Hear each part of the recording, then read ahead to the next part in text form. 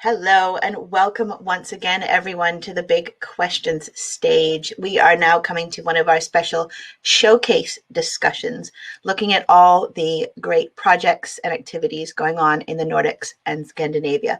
So our panel today is the journey towards P27. And for those of you who don't know what P27 is, it's a cross-border payments project, harmonization project that will soon serve about 27 million people in the region. So we have a panel here that's going to take us through that journey, the origins, the reasons, and the news so far, of which there was news just recently. So we'll get into that soon. So I've got a great panel here for you today. So we've got Jenny Winther, Secretary General of the Nordics Payments Council. We've got Martin Jorzen, which I probably pronounced incorrectly, I apologize, Director of Strategy at P27, and Michael Buss Jepsen, Executive Director of Digitization at Finance Denmark. Hello, everybody. Hi. Hello. Hi. Great. Hey. So I like going back a little bit into history. I mean, I spent a large portion of my journalistic career reporting on the working groups and the launch of SEPA and the single euro payments area a few years ago. So I'm very well versed in any sort of cross-border payments plans and projects. So I'm very interested in this one. So I'm going to start with you, Martin. You know, what is kind of the history of the P27 project? What was the catalyst for the project? It is actually a very, very good question, Liz. There has been a few attempts way back to try to build a common infrastructure across the Nordics. But what happened now was that the countries, they were in a stage where there was a need for investing not only in one country, but actually in more than one country at the same time. And if you think about it, the banks, they are Nordics. They have been Nordic for a very long time already. So by thinking about it, shall we really do this? It's the same people traveling around in between the countries, doing the same kind of updates, but on different standards, on different formats, with different preconditions. Or shall we try to get together and do this once and for all and standardize it and do it in a good way to create the foundation and the region in the Nordics that actually we can kind of grow. That was the beginning. After that, when we started to put all of the pieces of the puzzle together, we understood that there is actually much more in scope than just this. So the banks came together. We did pave a plan of how we could actually bring this forward. And now we are back in late 2017, early 2018. We did set up a project. We did set the scope for the project, all of the banks together. We did engage with the community. We engaged a lot with the bankers associations and others. And then it started off to build and to develop. And then eventually the company was established. The project was moved over. The Nordic Payment Council was established. The rule books were handed over and all of that. And after that, it has kind of continued and evolved. Yeah, no, I'm glad you mentioned the Nordic Payments Council, because I'm going to move over to Jenny now, just sort of, to talk about the history of this project and her place and the Nordic Payments Council's sort of role in it. What was the catalyst for this? Well, thank you so much, Liz. And I very much agree with Martin. There has been discussion, I think, ever since SEPA was sort of created, and back in, let's say, turn of the century, all of these countries have been looking at and thinking of standardization, harmonization, and so forth. But it has been very national, and the attempts that have done to sort of increase the region was not successful until actually the P27 project started. And it's all about the harmonization and to get, as Martin pointed out, a harmonized Nordic region. But also, since we have been looking very much, the big region that is close to us is, of course, the SEPA, the Euro countries and the Euro region. So, of course, we have been looking intensely at that too, because then we could actually extend the harmonization towards that area as well. So, as Martin said, the P27 project was kicked on in somewhere 2017, and the Swedish and all the Bankers Association in the Nordics were involved, as well as all the stakeholders of the banks, and turned out to actually be into two different organizations. P27, Martin is now working for, and then the Nordic Payments Council that were created then by the 4 Nordic Bankers Association, Norway, Denmark, Finland, and Sweden in 2018, and we went public, so to speak, in 2019. So, and our ambition and the structure of this is also sort of nicked or taken from the EU to make it similar in structure as well. Having a payments council actually do the what we call schemes is a set of sort of rules, procedures, and formats so that this harmonization will work. And then we need to have technology or clearinghouses such as P27 that sort of actually does the technology and make this happen. Mm. No, excellent. That clears up a lot for me. So I'm gonna finish off this sort of introductory question with Michael. You know, what is your history with the project, and what do you see as the catalyst for it? Yeah, I think that both Martin and Jenny more or less mentioned the catalyst for it. But of course, when you look into the different clearing systems, the national, the proprietary clearing systems, as is in the Nordics, then you'll see quite a number of clearing systems and legacy infrastructures. And it has become apparent in this process, we perhaps already knew it before that it's becoming a burden for the banks, especially the banks that are represented in more than one of the Nordic countries, to keep up with modernizing the infrastructures in the Nordic region. And as Martin pointed out, there was a couple of infrastructures that were ripe for modernization. We ourselves in Denmark have modernized the infrastructure in, I believe, 2013 and 2014, and we've seen the takeoff of how customers, both the private and business customers, they have used especially instant payments. So we've seen the maturity is out there in the market. There is a demand for faster payments, for more modern payments, for overlay service, and so on and so forth. But the infrastructure simply was a burden. It has become a problem in order to service the markets with all these new services. So I believe that it's and that is a common problem in the Nordics. And we have a tradition actually for modernizing our infrastructures. Banks build infrastructures, but they are also pretty good actually, I would say, in modernizing these infrastructures. Another field where we modernize our infrastructures in the eID business. So like the bank ID they have in Norway and Sweden, and eMID we have in Denmark. And now, of course, in this session, we're talking about our payments. And it's crucial that the infrastructure is always top-notch. Otherwise, it's not possible for the banks to offer decent and modern and demanded services on top of that. So that are I believe, the main catalysts here. It's interesting. I think that the ID system, the digital identity in the region, has been mentioned by almost every single panel today here on the Nordics event. But Michael, I'm gonna stay with you because you mentioned modernizing infrastructure, and in this sort of global industry-wide conversation about fintech, and especially the last sort of decade of evolution of fintech and financial technology, we have a lot of conversations about apps and services that improve services for the customer, for businesses, and sometimes the conversation around modernizing infrastructure kind of gets lost in that in its sense of importance. So in doing projects like this, cross-border harmonization, this kind of the unsexy part of the fintech ecosystem, what are the benefits of that?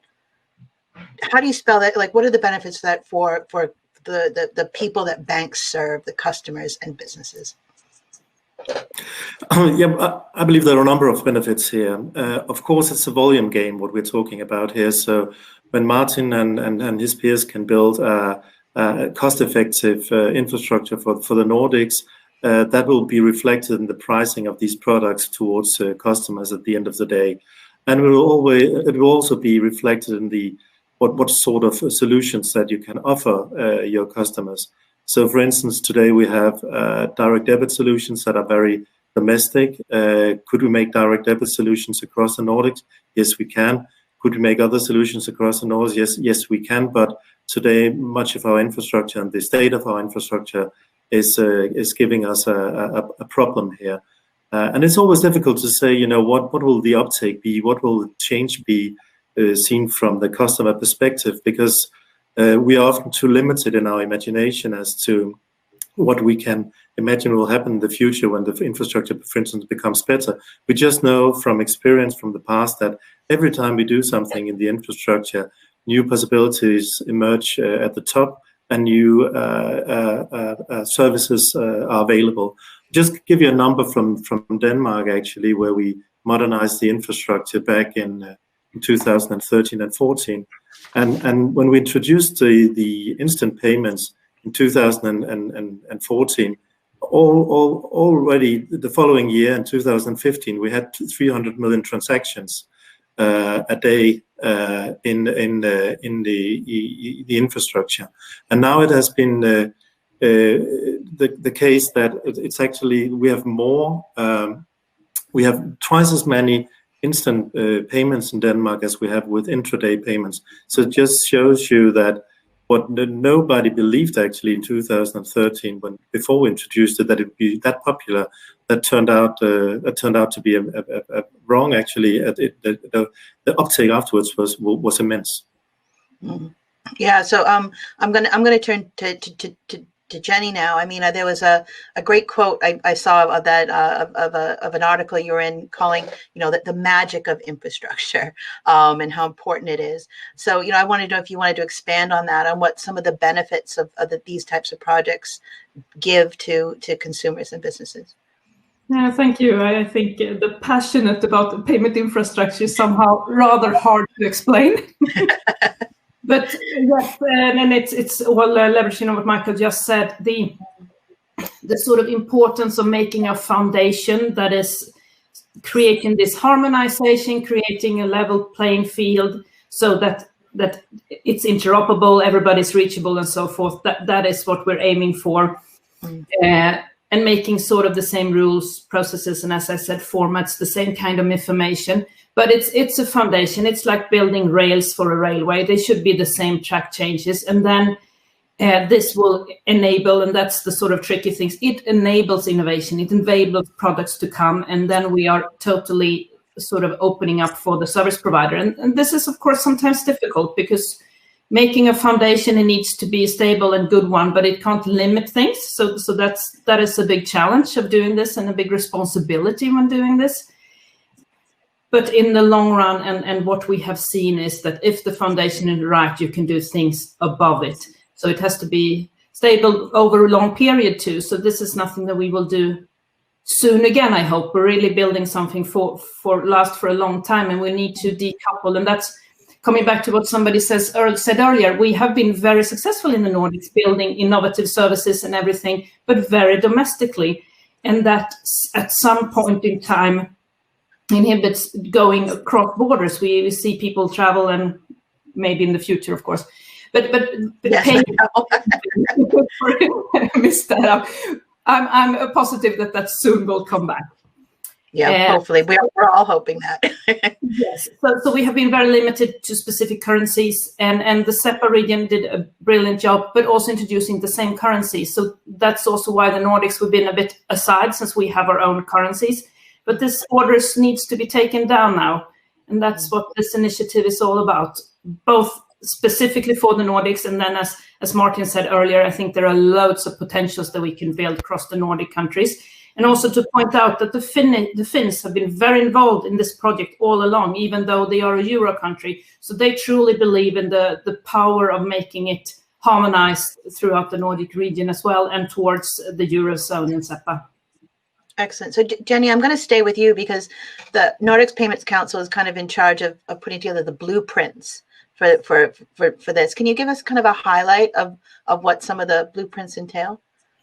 Yes. So what we are doing, we call them schemes, and we have been doing something called payment schemes, which is then, as I said, procedures, rules, and formats for the banks, the organization that actually have the accounts, how to send money to and from each other, exactly the same way as done in SEPA, and it's called credit transfer payment schemes, and as well as instant credit transfer, the schemes for in real time.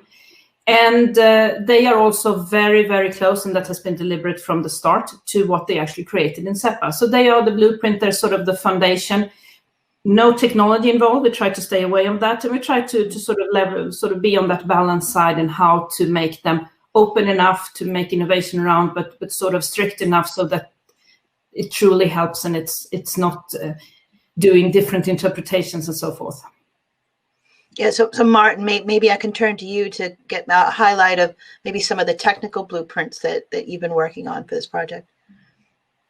I think just to take a small step back and think about all of the things we have been elaborating on here, and how the importance is. So P27 will build the foundation that will run on the blueprints that the Nordic Payment Council is building. That is very much the foundation. And P27 are being owned by the bigger banks, and then we have a Nordic Payment Council that everybody can kind of be part of, the whole community, all of the banks. Then what P27 is intended to build is a couple of services that we can run on top of this, just as Michael was alluding to. Like Nordic direct debit solutions and stuff like that. Things where it makes sense from a scale perspective to do them together. And then what we actually are doing is to take out 8 to 9 current clearing systems. We are standardizing them. We are doing it on the same standard for everybody. And there we're actually opening up for the fintechs in the Nordics, in beyond, and across the world, where they actually don't need to go to the market in each and every country. They can actually go to the Nordics as one country when it comes to payments, because it will be the same standard, it will be the same rules, it will be the same conditions. So if you think about it, not just to innovate. I'm coming from one of the big banks. I remember how hard it was to introduce a new product in different countries. It was a struggle each and every time. This is something we will totally go away from. So we will build a true region here. And now I'm hard selling this a bit. I understand that, but it is actually true that is something. And I think from a fintech perspective, that is something that really would be of use when doing innovation outside of the group of the people we are talking to here, with Jenny and Michael and me, so to say, also in the bigger community. And that is something that is worth to remember. I'm going to stay with you, Martin, and I like that you're doing the hard sell, because the term collaboration has come up a lot today at the Virtual Nordics event, and how the different countries work together and the different banks work together, and what I know from SEPA, which was the same currency, getting the different regions and countries and banks to work together was a difficult process. And I know that you're working on a community-based approach. How does that community-based approach work in enabling effective collaboration to make this project successful? Well, I think if the idea of doing this together wouldn't be as strong as it is, that is kind of the foundation. This really makes sense, actually.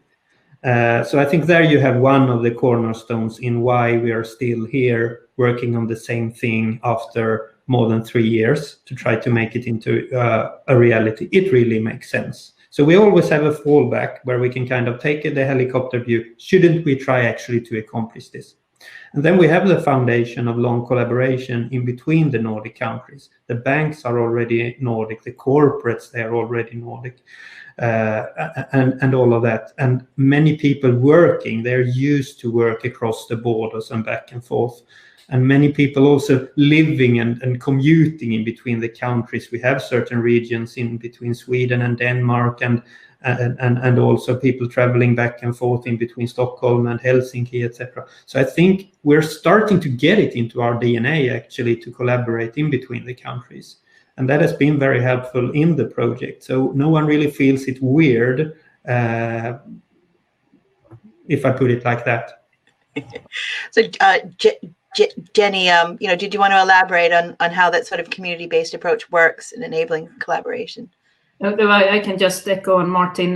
We also, within the countries, we come from a very long tradition of collaboration. We are small countries, and the Nordics, we have created our own collaboration zone a long time ago with not using passports for a very long time. So we are used both within the countries and cross borders to collaborate, knowing that doing things together, I think it's somehow, and then I've been thinking of that, somehow part of our DNA doing things together. We are sort of raised that way. So this has been a very, how to put it, it's been very, very positive collaboration to work with this. And of course there are difficulties, and as we come from very good working things prior, there of course there has been discussion saying we do this way, so we kind of solve problem in a bit of a different way, but we are also ending up in listening to each other and saying, hey, oh yeah, you could do it that way too. So this has, I think we come from this long tradition, and then as Martin pointed out too, P27 has one governance structure, whereas the Nordic Payments Council, we're a non-profit member association. So it's the core basis of the total organization to collaborate and to have our members, which are then the banks, credit and payments institutions in the region, to collaborate, as well as we have stakeholder forums, so we get the wider market involved as well. So that has been the core and what we came from to start with in the project, which is also a very open discussion. And but I think also the good thing about this, that there's been a very specific goal. We're really driving this hard. Everybody wants to achieve this. It is an obstacle right now to do payments cross-border, for example. So hence there is a big drive, and also to modernize. And then when I said regarding a bit the formats or standards we're using, it's the UN-based ISO 20022, which is happening all around the globe. So ultimately somewhere we'll end up where it would be easier even worldwide to do things. And they have more information too, which also is good in this, for all kinds of reasons for payments. So when I turn to Michael, maybe I can sort of expand on the question a bit. As I mentioned, collaboration is something that's come up a lot today, and many people do comment about that working together in collaboration is kind of in the Nordic DNA. So this is one of the showcase discussions, which is really aimed at people from other parts of the world seeing what's going on in the region. So, I mean, Michael, is it really just the Scandinavian DNA, or are there, what is that approach that works? How does that collaboration work? Yeah, I think Jenny sums it up quite nicely here. It is part of the DNA in Scandinavia. It's part of the DNA in our countries and our individual countries. Say, for instance, in Denmark, I mentioned earlier the EID solution that we have, NemID. There was definitely an argument in Denmark as to whether it would be clever to each bank should build their own ID solution and the public sector should build their own ID solution. But then if you count, the number of heads in our country, 5-6 million people, it would be much smarter just to have one ID solution. So we have a collaboration tradition that also expands to the banks. So many of the Danish banks, for instance, they have shared data centers, and we have a company called Enid that do make projects cross-sector in Denmark. So we have a strong tradition for collaboration. With regard to the Nordic collaboration, I'm really thrilled that this has now turned into a more concrete collaboration with the NPC in this P27 world. Actually, we meet each year, my peers and I, in the Nordics and talk Nordic banking infrastructure. And we have done that for 35 years, believe it or not. Each year in August, we meet and talk about the issues on top of the agenda in the different Nordic countries. And we were all actually pretty thrilled that now we're not only sharing information with each other, but we are building stuff. We're building the schemes in NPC. And by that, we are, as Jenny says, we are building the blueprints for the rails that other companies then like Martin and his peers, they will build. So I'm really happy that now the collaboration, the Nordic has had extra fuel on its car because of this. And it's not only in this area, actually, because a couple of years ago, we created the NF CERT, so the Nordic Financial CERT, which objective is to combat cybercrime in the Nordics. So we are building more and more stuff that actually are cross-border in the Nordics, and that is a new way of thinking, I believe. So, I mean, the single euro payments area, SEPA, has come up a few times in this discussion, and I'm gonna move on to Martin for this question. I remember during SEPA that some of the biggest conversations were around the extra data field that was created from moving to the ISO 20022 XML standard. So when looking at, building this project and looking at what happened with SEPA, have you taken in consideration some of the lessons learned from that project and moved past it for P27? What were some of the challenges and lessons you saw with SEPA that you've tried to overcome with this project? Yeah, but I think, just as you say, there was a lot of challenges with the implementation of SEPA. There is, of course, a big difference. SEPA or is a scheme. P27 is developing the solution where the scheme can be used, so to say. I think from a communication side, I don't know how many times I've heard that as an example, the importance of keeping everybody together in the implementation, and then they take SEPA as an example, that there is room for improvement and room for being more clear and transparent. I think the transparency and the clearness and making sure that we have everybody with us, that is not easy. It's not easy now, but I think it's a very good learning point. So we have actually from start in P27 been trying to be as transparent as we can towards all kind of stakeholders we have. And there are probably parties that think we could be even more transparent, but it is a part of an attempt at least to try to do that, because it's much easier to make sure that everybody is following along and that everybody actually will be ready for the implementation when we do go live. Mm. But I'm not saying that we have solved it all. This is difficult. It's very difficult. Yeah, exactly. So I'll move on to Jenny. I mean, you kind of mentioned it before with the establishment of the Nordics Payments Council. What considerations on the lessons learned from SEPA have you taken on board with this project? Well, I think I feel the same way as Martin. I think the communication, and we have also tried to build as much openness and communication as possible, and all the things that we do actually are on our website, for example. So I encourage everybody listening to this to look at our website to get all the documentations. But as I also said, we have had quite a lot of Finnish people used both from Finland and Estonia, actually, since the Nordic banks are not only Nordic, they're also in the Baltics, for example. So they have had hands-on experience from doing this. And one of the important things is what Martin pointed out, the collaboration in a wider range. So when we actually are going into something new, we're actually leaving something old back to. And that means that for each region or for each country, actually, there will start to be sort of specific projects doing this. So P27, together with the Swedish Bankers Association, have now started a project called the Transformation Committee, which will then guide and get everybody on board to. And the reason why it has to be national is because you're actually changing from something which is national into the new. And the same initiative, I know, and Michael can talk a bit about it more, is going on in Denmark as well. So this was the lesson learned from Finland, because they had a SEPA committee, or I'm not sure exactly the name, but a lot of stakeholders were involved, and that's what they say was one of the big success factors, because Finland was one of the countries that had a very smooth transition into the euro and the SEPA system. On the other hand, what should also be pointed out is that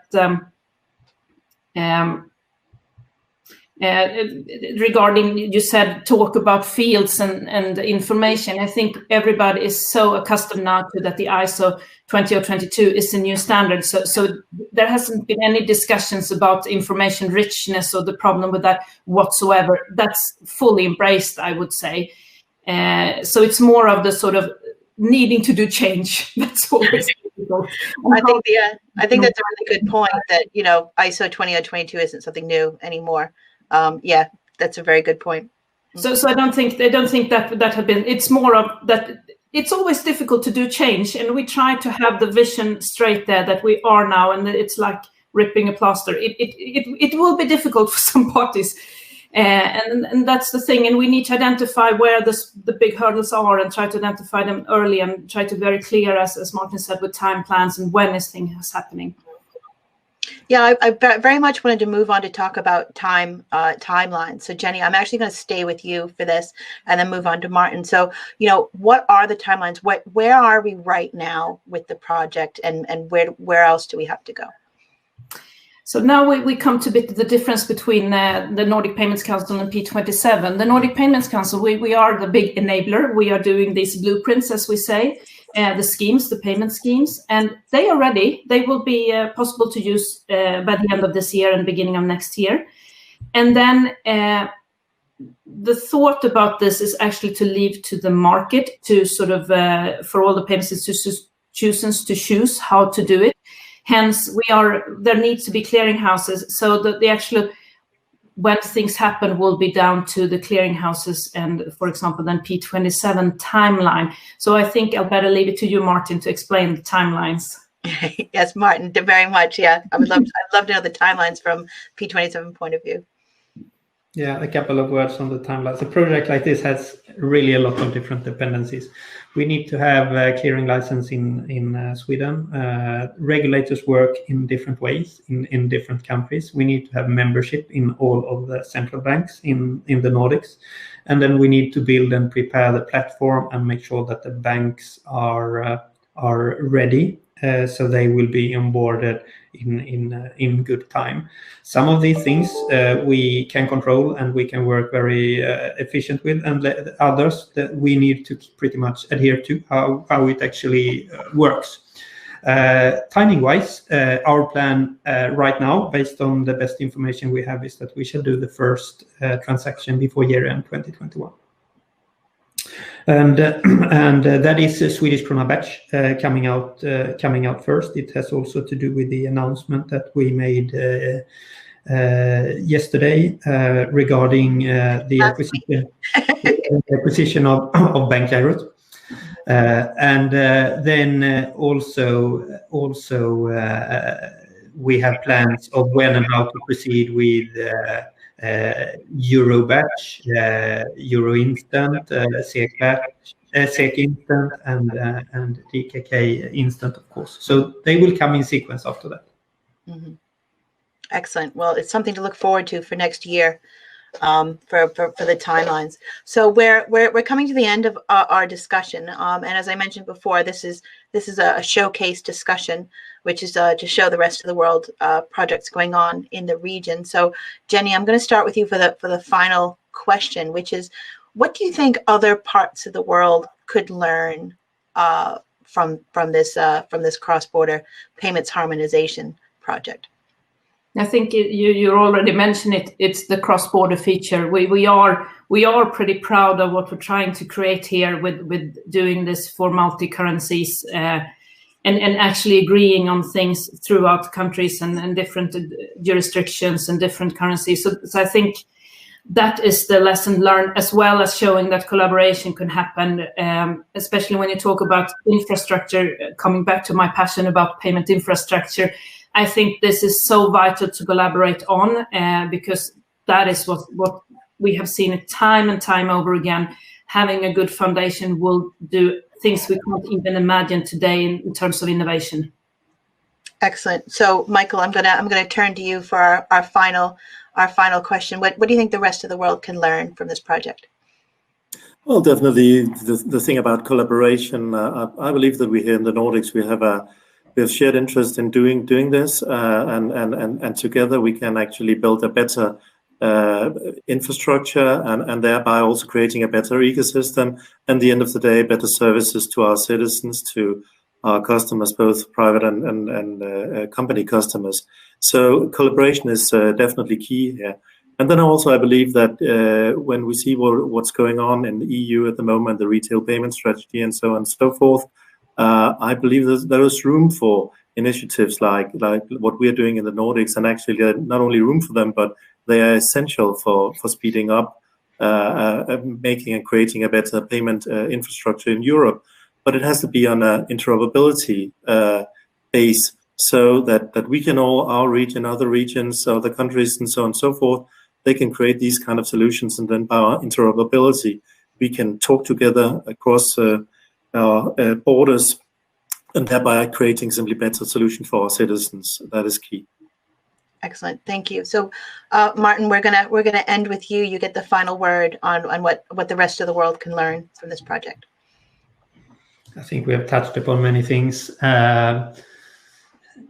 I think the main thing is that if you have a very good idea, then you can push it very far, and it can survive quite a lot of challenges actually, and be realized. I think that is something that I am taking away from this beyond what Michael and Jenny has already said. I think it boils very much down to the business idea that we have here together. Excellent. So I think, collaboration is definitely the word of today. We'll take away from all of our discussions. I want to thank our panel very much, Jenny, Martin, and Michael. Thank you for a very informative discussion.